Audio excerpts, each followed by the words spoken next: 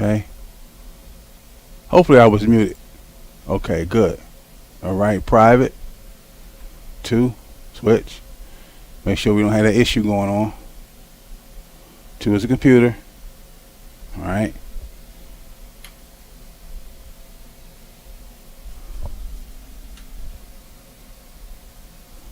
Switch. All right, I gotta look at this monitor right here. All right. Switch logo. Back to the field. Okay, good, good, good. All right.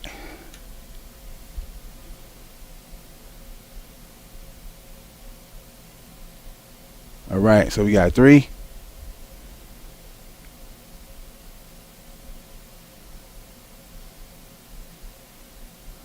Right, okay. So number 1. Back to number 1. Keep it simple, stupid. All right, okay, so now second take. I'm ready to go public now.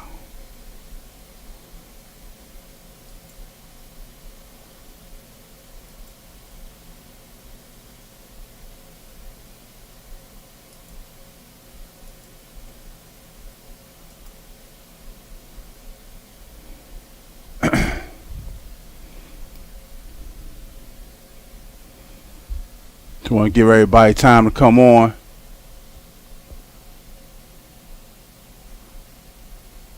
Okay, give everybody time to come in. This live broadcast, second take. Working on some technical issues from last broadcast. So audio appears to be sounding a whole lot better. So okay, we got 1 concurrent viewer. All right. Hey, let me know who's here. Let me know who's in the chat before we start. So I got some things I want to show you.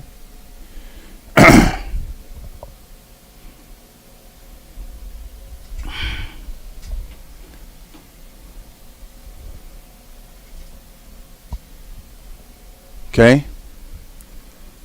Got 1 viewer.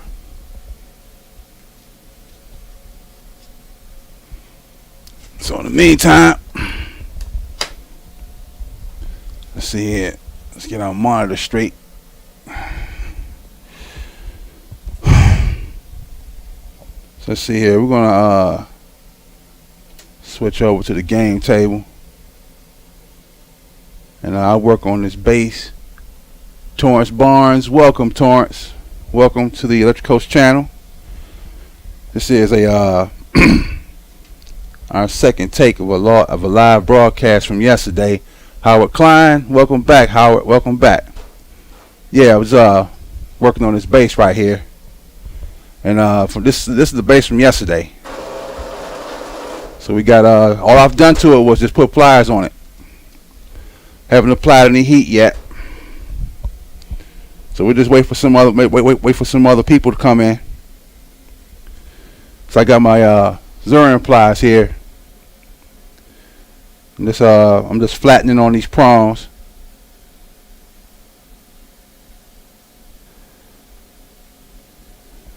So since you guys are here, you know, how do I sound to you? It's not too loud, not too low. How's it sound?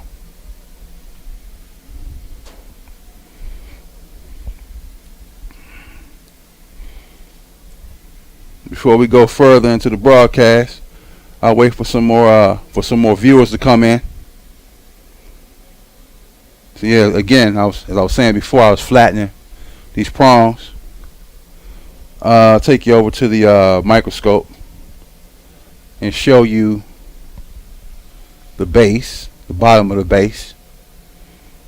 That's the those are the back prongs of the type of base I'm working on right now. Okay, yeah, thanks Howard. Thanks for the sound check. Yeah, that's the back of the base you're looking at right there. Yesterday I showed the front of the base. Let's see. I can move it for you. But we're going to stay here at the table. Stay here at the table for the meantime. So yeah, working on this Formula 24 bass right here. So I haven't even applied any heat yet. Haven't started trimming it yet. Because once you trim a bass, once you trim a bass or apply heat, you pretty much commit that bass to whatever it's going to do. So all I'm doing now is just working on the bass to get movement out of it. That's all I want. Basic movement. It doesn't have to show me any promise right now. Because the most important thing you want with your bass, with your figures, is you need your guys to be able to move. A player that can't move is a player you can't use. Okay, Torrance, thanks for the sound check. Thanks a lot. Moving a lot better than what it was from yesterday's broadcast. When I first took this bass out the pack, that's the package right here. Brand new bass. The bass just stood in place, wouldn't move. But when I started using my pliers on it, got the bass to start moving. So far, we got 2 viewers. So listen, this is what I'll do. I'm working on the bass here. I got a play I want to show you. And also I have some old footage I did way back in the early 2000s, in the early days of the Electric Coast channel. Let me see if I can pull it up for you. Let's see. We go to see if we can pull those videos up. Yeah, it was old footage from a long time ago. And was rather proud of myself. That's the play I want to show you. Whoa, I'm turn it off. Put that back. Let's see here. All right. It's number 2.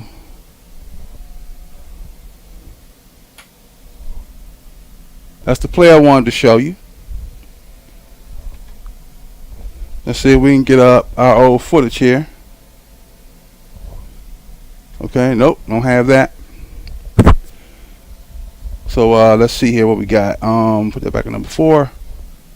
There it is. So if we switch that. Okay. So yeah, this is some videos I had done way back in 2005. Let me see. These are my old Pittsburgh Steelers. Let me pull up one of these clips. Let's see what we got. Yeah, I was just going through my archives, pretty much today. And these are my Pittsburgh Steelers with my hand painted Steelers with the peel and stick numbers. Nothing's custom about these guys. And this is my my Deuce Staley running back figure here. Let me see. I'm gonna go back to the menu. Let's pull up another one. Yeah, so Electric Coast channel has been on YouTube since Electric Baller. Well, yeah, what's up, Electric Baller? How's it going? Are you ordered some grip clamps, Howard? That's good. That's good. Okay, Torrance Barnes. Yeah, I'm just now turning around back at the monitor. I'm just now getting a chance to see your comments here as I turn around, because in the studio I gotta hit switches and move around a bit. You said that when tweaking a bass, how much pressure do you apply to the prongs? Well, whatever you do to your prongs, you don't want to smash them so hard you destroy them, because you can over tweak a bass. Got coaches all the time, they really want to get the most out of a bass, and they really bite down on the prongs really hard to get that plastic to soften, or they may apply too much heat when they flash the prongs, and they end up destroying the base, rendering the base useless. So tweaking is pretty much about feel. You know, as you hold the base in your pliers, you know, the texture of the plastic is going to tell you how hard you should press down on those prongs. So you know, when I use these Zurin pliers right here, these pliers here, they really bite down when you close. All right, so you don't want to, you know, squeeze too hard to where the plastic is almost disintegrating under the pressure of the pliers. You don't want to do that.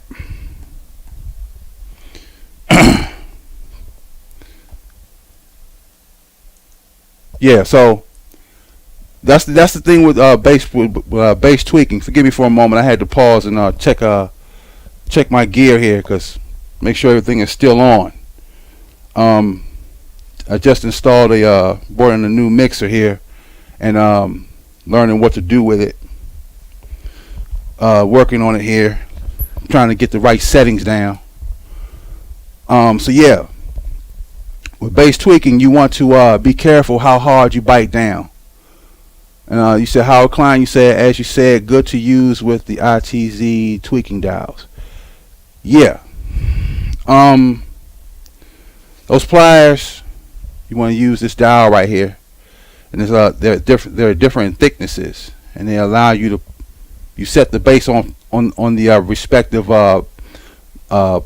plate that you want, and on the other side, the tips of the prongs will stick out, and you can use your toenail clipper here, the straight edge toenail clipper, to trim the tips of the bases, the tips of the prongs. So yeah, we're going to get to that play in a minute.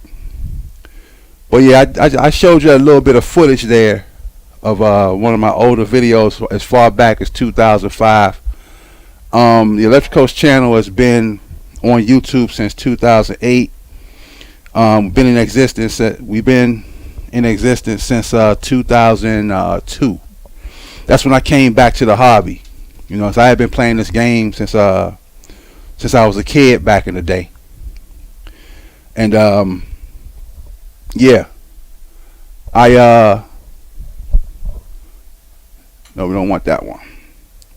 Yeah, I've been playing this game since I was a kid back in the day, and been playing since I was 9 years old. And I started when I came back in the hobby in 2001, 2002. You know, started playing again, and I wasn't customizing, wasn't doing any videos. And one day, I was taking classes at University of Maryland, and the professor wanted us to do a website.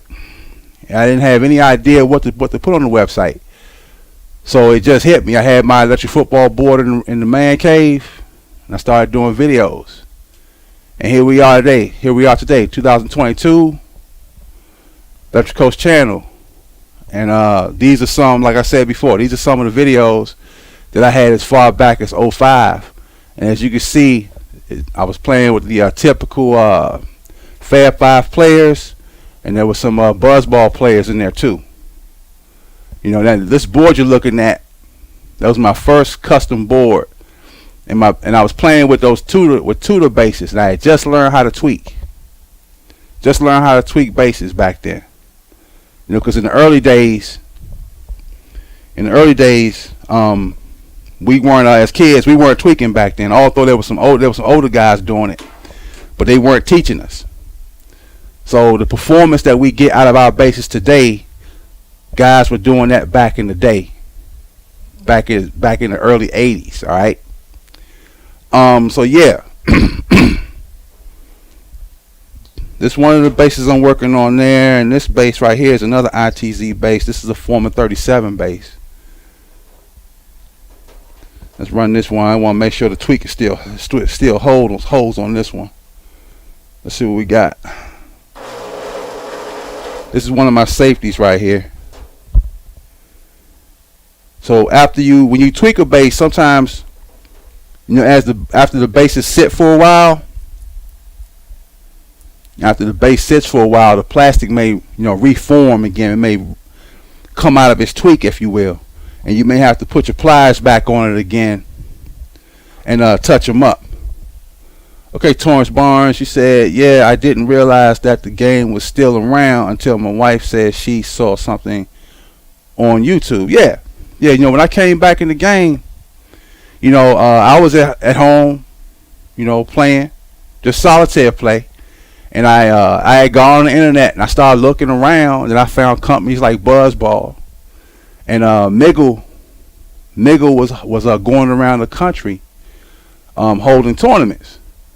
So I was like, wow, and I was like, wow, there's a company still selling, electric football products, because the original company, Tudor Games, they sold the company to Miggle, and Miggle had dropped the name Tudor, and they kept the hobby up through the 90s, and so now Miggle sold the company to another guy.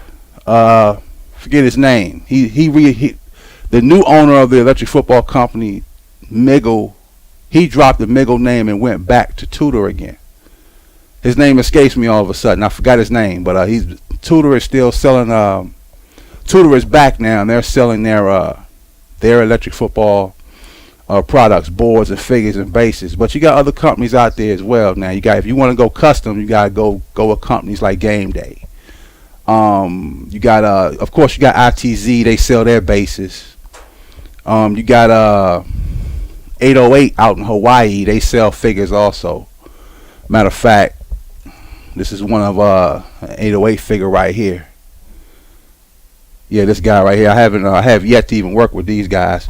And then you got Reginald Rutledge of footballfigure.net in Fort Worth, Texas. You got Next Level up in Philadelphia. They make boards also. They make boards and figures as well.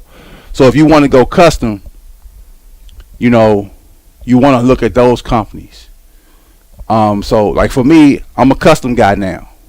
I'm using Dremel tools. I'm using I got sculpting clay, things of that nature. I got paints and other tools I use to modify my figures.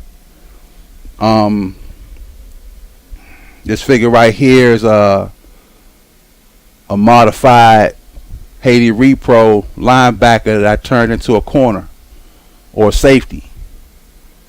I bulked the shoulders up. All right, installed a new helmet. You see. So yeah, if you also you got B-Nut in South Carolina. He has a figure line as well. Matter of fact, this is a bag of his figures here. He's got a bag. He has a figure line as well as sell decals. We got decal makers also. Okay, the next one was the next question. Torrance Barnes, you said when she told me that it felt like waking up on Christmas morning opening that box. Yeah, that was a good time back in the day. When I was in my youth, when I first got my first board. I got my first board back when I was a kid on Christmas morning. And every board after that I got it on Christmas. So yeah, we got this base we're working on right here. Customized figures. Showed you a little bit of old footage from back in the day. When in the early days of my channel. So what I want to do next is I want to take you over to the play I wanted to show you, because I want to illustrate on this play. I want to talk about it. I want to discuss it.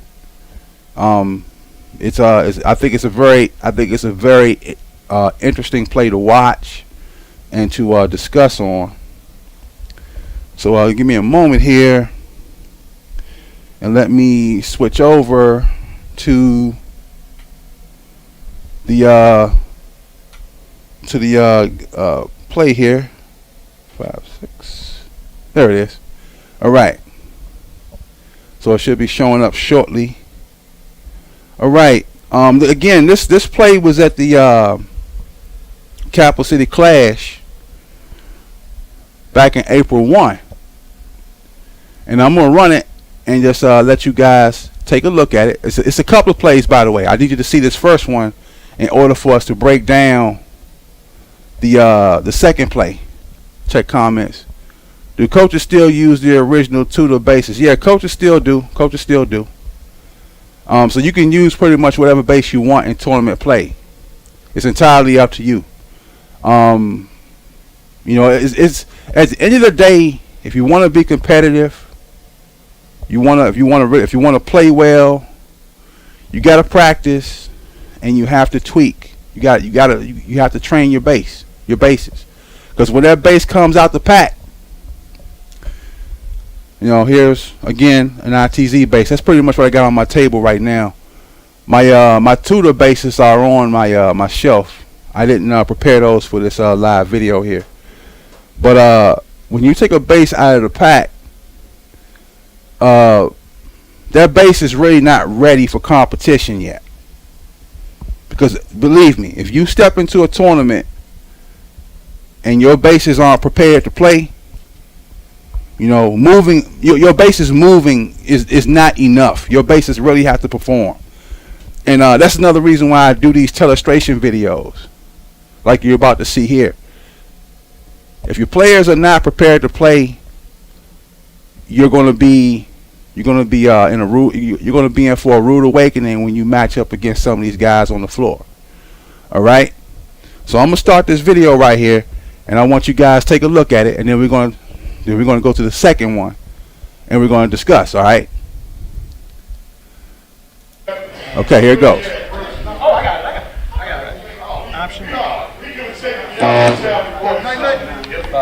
This is a pass and play, by the way. I'm way back here. No. 25. So the first down. So you think that's where it is? 8. You want to come 11 here? Complete. Almost lost. Complete the pass. When the ball hits the receiver, when the ball hits the intended receiver, the ball is complete. All right. So now you'll see the defensive coach. He's making adjustments. He's pivoting his unengaged defenders toward the receiver. 30 minutes left of the game. All right. I ain't got my guys back there. That's all right. He's gonna get out. Come back and see. Oh, is this prom zone? Okay, and the tackle was made right there. Okay. You tell me. So we're gonna pause. This front one right here is not. Yeah, this front one right here is not. All that back one. And the second video is coming up. I think I see the back one here. I got it.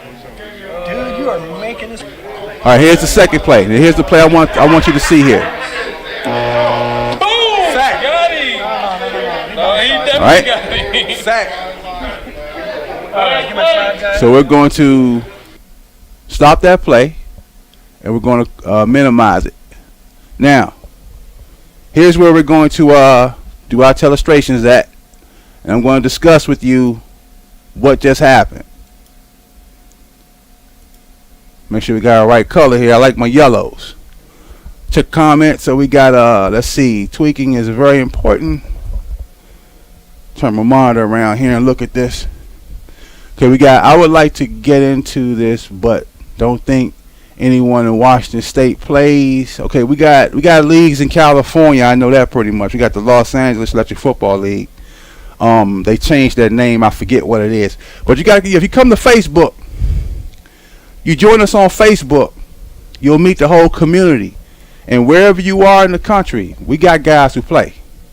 We got people in Utah. We got a league in Utah. We also have a Canadian league as well. Yeah, we got guys in Canada. In fact, we got people all the way over in France that play this game.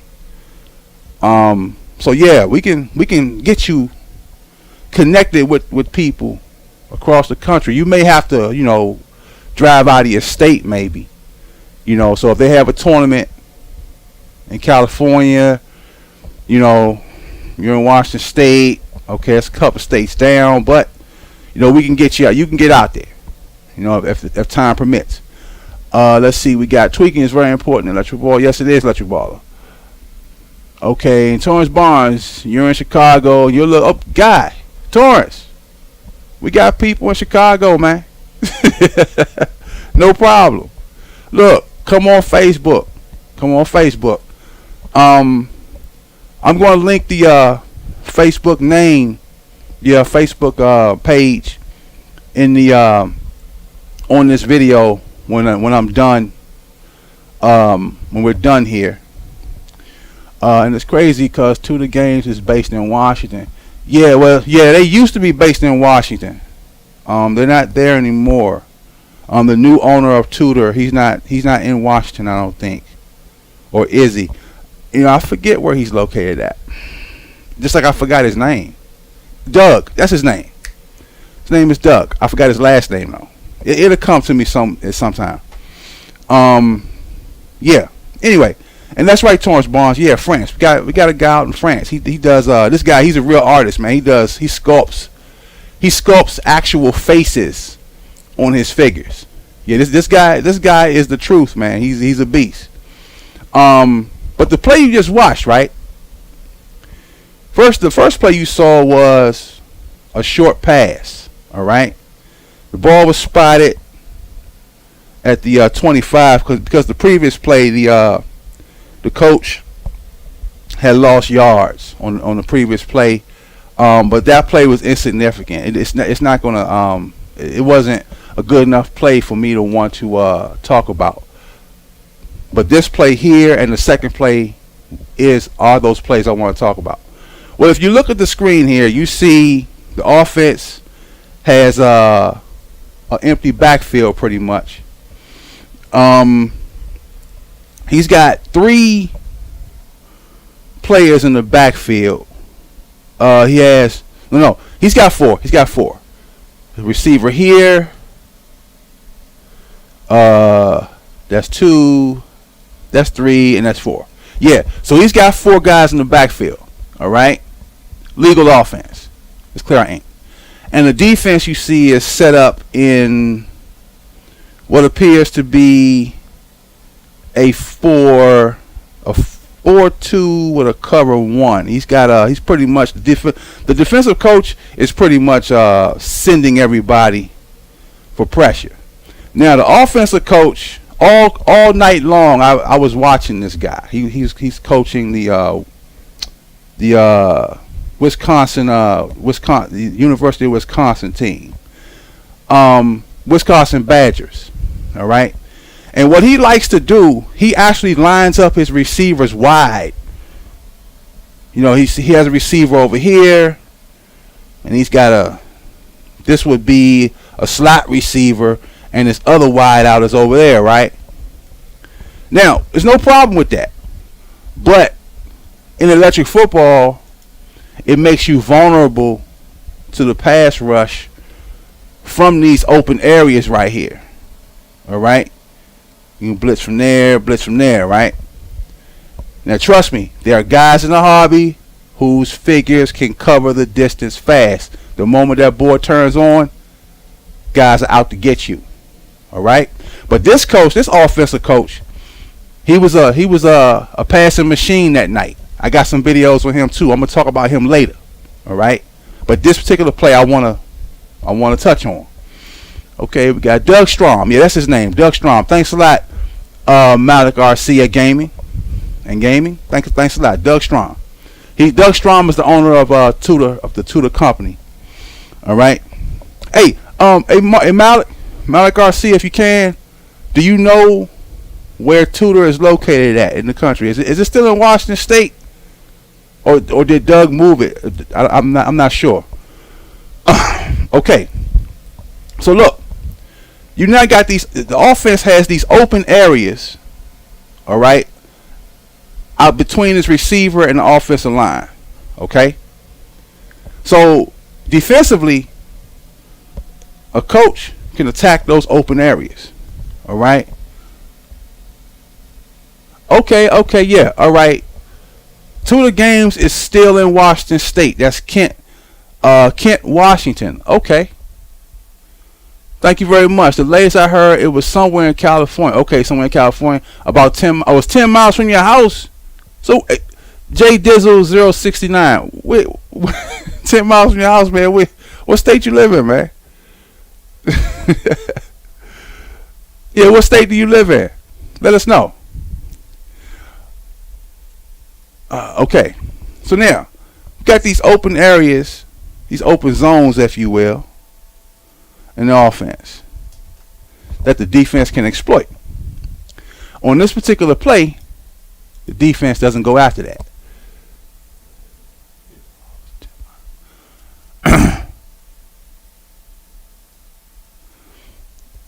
Okay, again, I'm reading the chat also. I'm trying to keep up with the chat and maybe get that information out about where Tudor Games is located at. Washington, but Boone plays here as far as I know. Okay, from the looks of it, Tudor Games is still located in Washington State. I'm trying to get to this play. I really am. I really am trying to get to this play. Okay, so now, the offensive coach, it's a simple passing play, and let's move the play forward a little bit. Okay, he runs the board. That's the initial turn of the switch, right? Now, you see this open zone right here? This play was perfectly executed, by the way. And I'm going to show you what the defense is doing here. All right? Run the board, and the board stops there. So now the coach, he has an open receiver right here. And the reason why that receiver is open, because if we go back to the very start of the play, I want you to see the corner that was responsible for covering that receiver. And the corner is right here.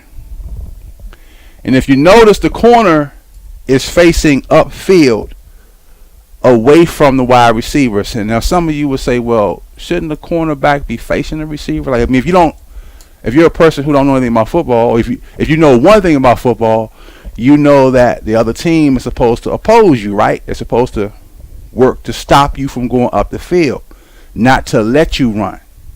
But in electric football, this type of setup is a simulation of the corner giving the receiver a clean release. All right, you allow the receiver to have a clean release while at the same time you maintain coverage and watch the quarterback. Okay, so the defensive coach deliberately lined this guy up that way for that reason. Allow the receiver to come out. Okay, and you saw how the pass was completed, which we'll going to move the video up, and we're going to get that. So the board stops there, and the quarterback, the coach, he points out the intended receiver. You see that his left hand's pointing there, and he goes to the place where his standing quarterback is, and he also points out the original line of scrimmage where he started from. So he moves his standing quarterback off the field, and you have to put your passing quarterback in place, in the same place where your standing quarterback was. All right, and we're going to watch the pass be completed here. Move it forward a bit. And this is also a teachable moment on how we pass the football in this game. All right, he pulls back on the quarterback's arm, and you see the ball hit the receiver right there. You see that? Move it up a little bit. All right. There's the blur of the ball right there. Unfortunately, I don't have the technology yet that can slow the ball down to such a point where you can really see it. But the ball is inside that is inside my telestration there. So the pass is complete. Right? And we'll move it forward. Let the play run. So the offensive coach makes his adjustment. The defensive coach makes his adjustments. All right. And the board's about to be run in a moment. Because this is going to be a short play. All right. This is what we do in the game here to simulate real football. All right, ball spotted right there. So the receiver got to the 30-yard line, and if the receiver had fallen after contact, that would have been a fumble, by the way. All right. So now, not much to look at there. Just a short gain. I just need this play, right, to show you the next one. All right. So let's go back to the beginning of that play. That one. Okay, this is the completed pass. All right. We move it up.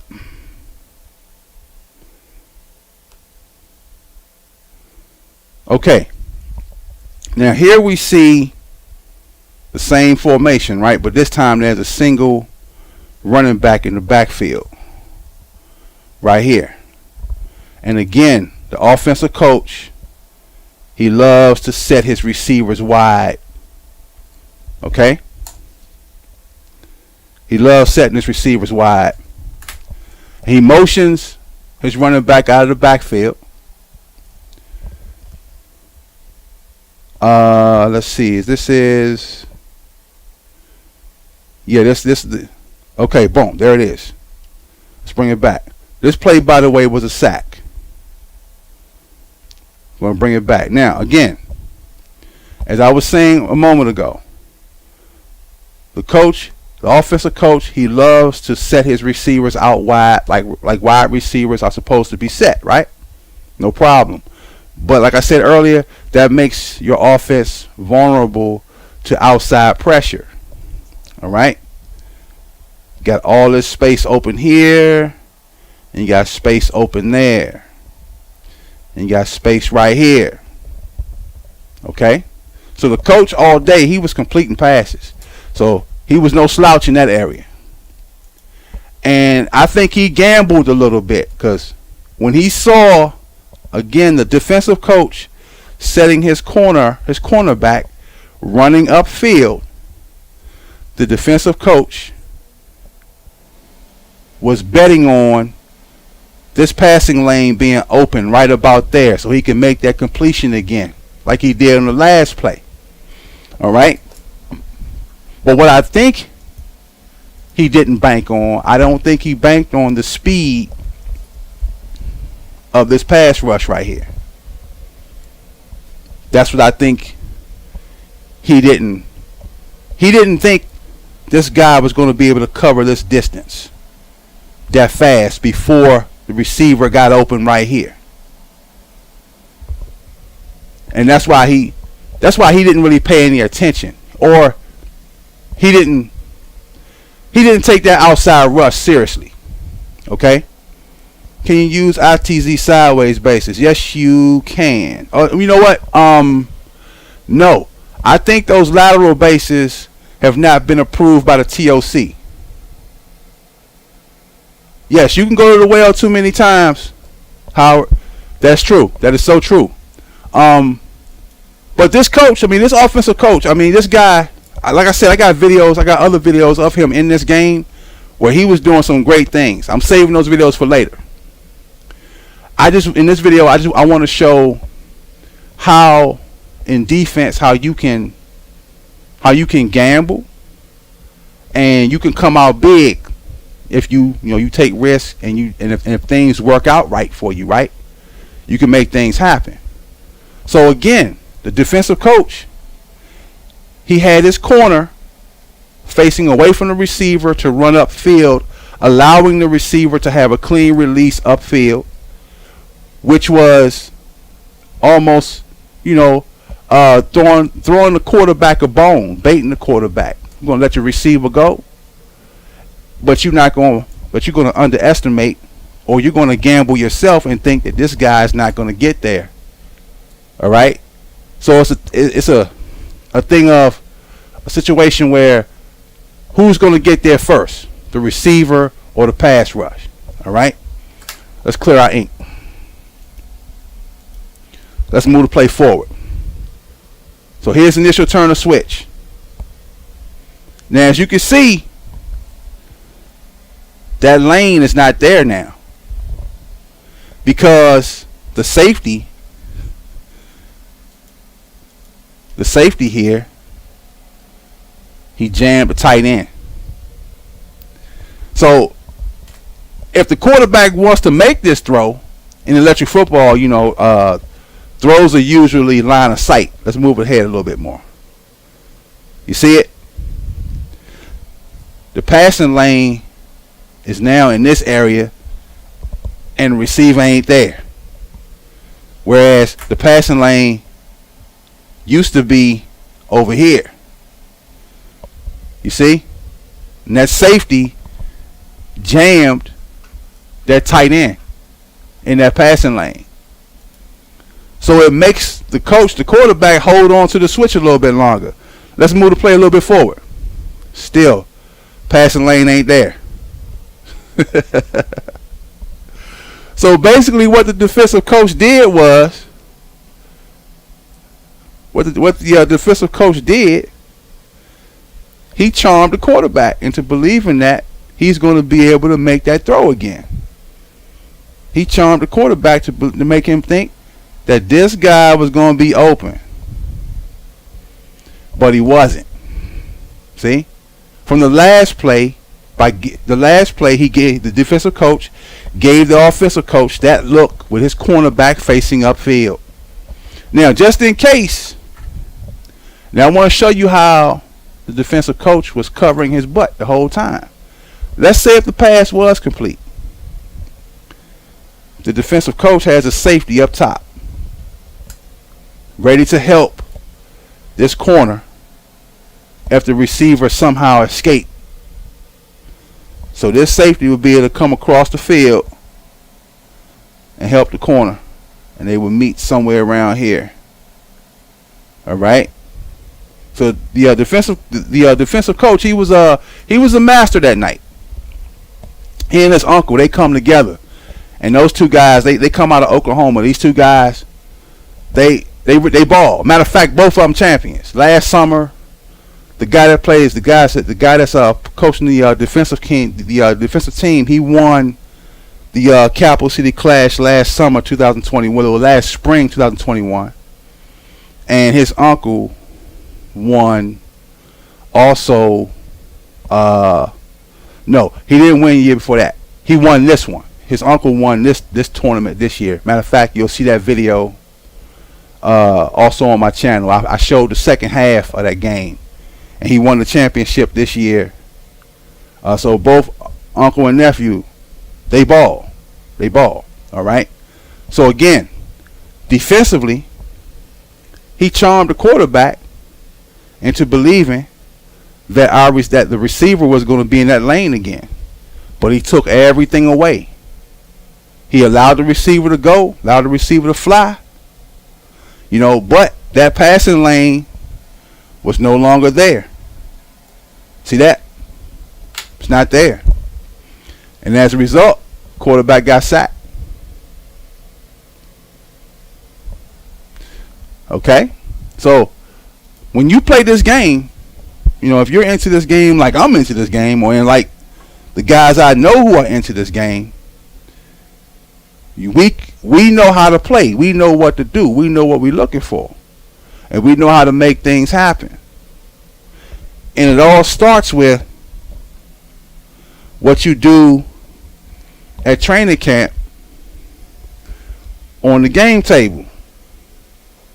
You see? A long time ago, when this game was back in the 60s and the 70s, when this game was popular, folks, they would get they got their game board, the bases. They all came in one box. Came the board and the bases and the figures all came in the box, right? and people just took took the contents out the box, and they put bases on figures. They didn't, they didn't tweak. They didn't try to work with the base. They just put the figures together and put it on the board and turned the board on, and the figures just did whatever they did. You see? So when I was a kid, I digress for a moment, but I wanted to give you this background. When I was a kid, first learning how to play, my friends and I, we were talking about trying to get the best man, and trying to get our players to run straight. So one of my friends was saying he takes his fingers and he does this with the prongs. He would sweep the prongs back. So that's what we were doing as kids. And if we had a base that had a little bit of extra plastic on the tips, we didn't know anything about using a lighter to flash over the base to get to melt the plastic back. And besides, we didn't have the courage to even try that no way, because the game only came with 22 bases, and if you messed up one of your bases, your team was going to be short a base, right? But anyway, the masses of people who had this game back in the 60s and the 70s, they didn't know what to do with the game, right?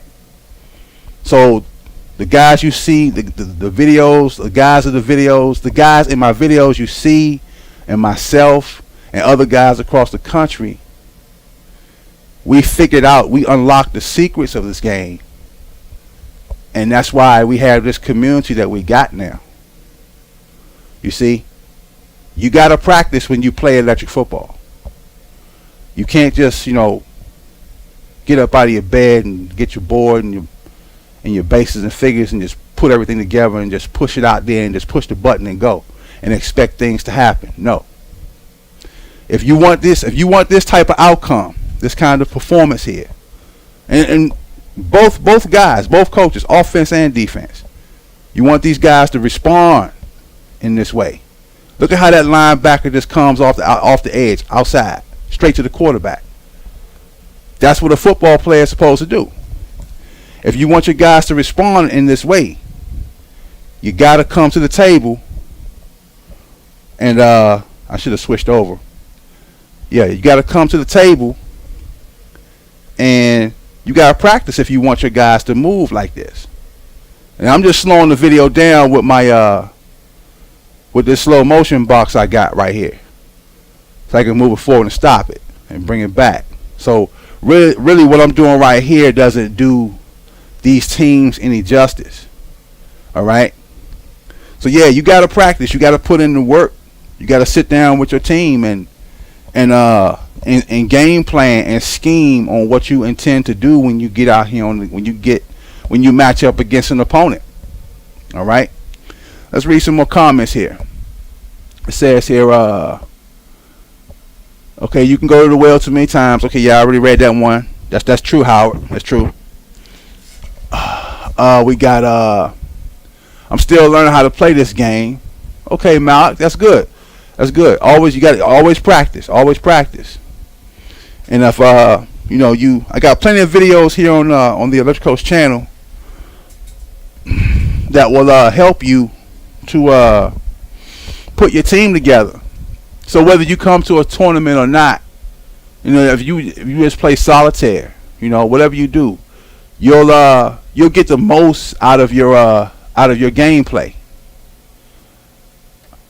Switch to number 1, 2, logo. All right, got that there. Back to number 1. Okay. Yeah. So you'll get the most out of your gameplay if you put the time into practice, and you put in the time to learn how to tweak your base. Because again, a brand new base, is not going to give you the performance that you're going to need in order to get the most out of this game.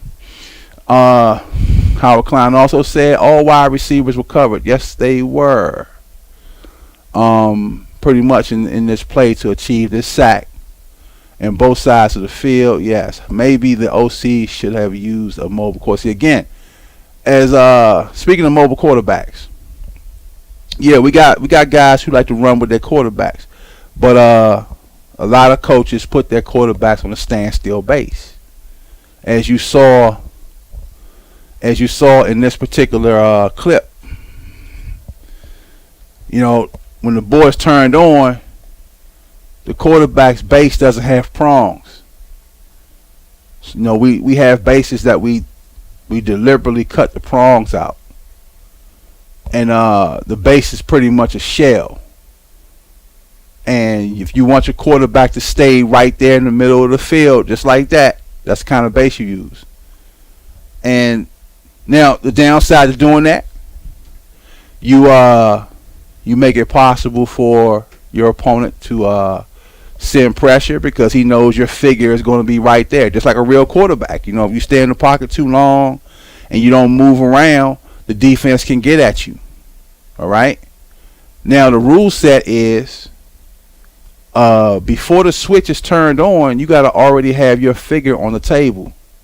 Now, before you turn the switch, if some coaches, they switch their quarterbacks out, like right now, you see the quarterback here, right? He's on a standstill base, and somewhere in the during the play, your pre-snap read, the coach may decide to switch that quarterback out with a quarterback that's on a moving base. You can do that before the board turns on. See, you got to have whoever you're going to play with, they got to be on the board before the board turns on. All right? Now, you'll also see coaches, like say after a pass has been completed, you'll see a defensive coach, he'll have maybe a safety or both their safeties standing still on in those battle boxes. It's a small little box you put on the table to keep the safeties from moving. That's to simulate, you know, in real football where defenders, they don't necessarily move all the time. They may stop to read a play and then run, right? You'll see defensive coaches switch out their player from that box and get him on the board with his moving base, right? So that's one time where a coach can take a player that's not moving and have him move after the switch has been turned on. That's all in the effort to simulate real play. All right. So if the coach wanted to roll out, he could have. Now in this particular play, he was gambling. He was gambling on this receiver right here. So there was no need for him to roll the quarterback, especially if he knew that this pressure was coming. You know, maybe next time I see him, maybe I can go further and ask him what was his thoughts on this particular play right here. That's if he remembers what happened on that night. All right. Let's go back to the comments here. Let's see here. We got okay, Torrance Barnes, who came up with the concept of tweaking? Okay. Let's see here. It's a long history to this. Tweaking was done by guys who had racetracks back in the day.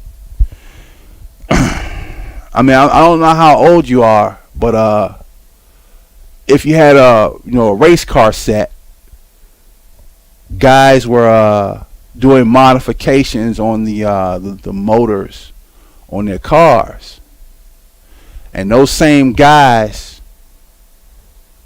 they transferred that knowledge, that concept, to base tweaking in this hobby.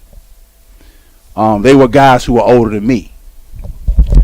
Now, when I was coming up in my early days, back in the early 80s, late 70s, early 80s, I said earlier in the video, there were older guys in my neighborhood who were tweaking bases. These guys were like in their 30s. And they were like, me and my friends, we would play against them, and their figures were flying. Just as you saw that linebacker here sack this quarterback, their guys were flying. They were all over us. And they wouldn't tell us nothing, man.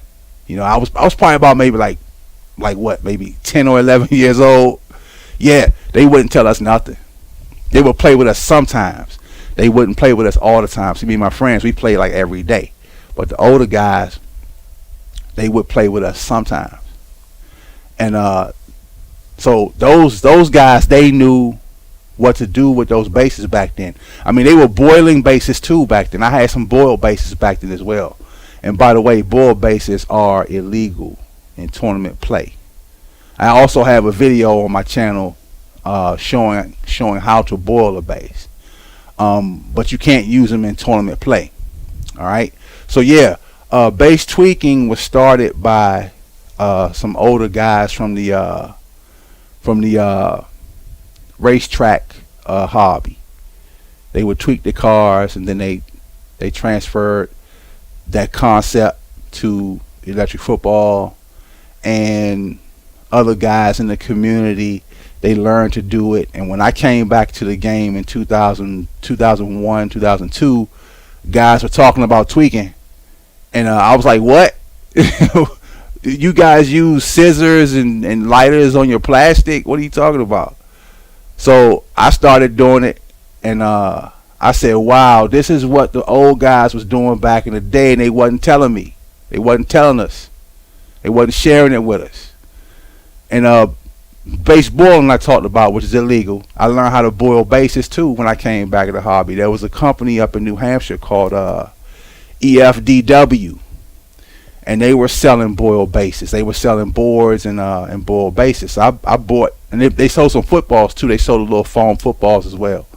So I bought some boiled bases from them, not knowing what they were. And when they finally showed up, I was like, wow, this is what I had back when I was a kid, and I know what they were. And they had an instruction manual on how to do it. So I tried it, and I was like, man, if I had known this back when I was a kid, I would have been awesome. You know, I mean, I was okay back then, but I would have been a whole lot better if I had known then the things I know now. But that's hindsight. All right. Next comment was watch these videos, they're great. Okay, yeah, thanks, Howard.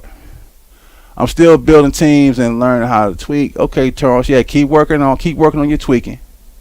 And can you place the quarterback on a magnet with a frame? It depends. I mean, it's like, yeah, we use magnets for the yard markers. I think you can use a magnet on your quarterback. Usually guys don't do that. Usually guys use sometimes guys use maybe like a little bit of putty, a little tack. You know, it's putty you use to put up a poster on your wall without having to use thumbtacks. Your guys use that to put on their base, and that gives the base some tack to keep it from bouncing around. So yeah, you might be able to use a magnet to keep your quarterback stationary. I'm not quite sure on that, but I know guys use that tack, that tack clay to hold their bases in place. Let's see, frame that surrounds the base. Okay, so that's the last comment. Okay, well, I think I covered enough here, right? Showed you the play I wanted to show you. Showed you one of my figures on one of the bases I'm working with. Let's see, we got U of M hockey, just getting started in the hobby. And I'm a slot car racer and collector. Pretty cool to find out where tweaking of the bases came from. Yeah, it came from race car tracks. You know, old guys used to do that.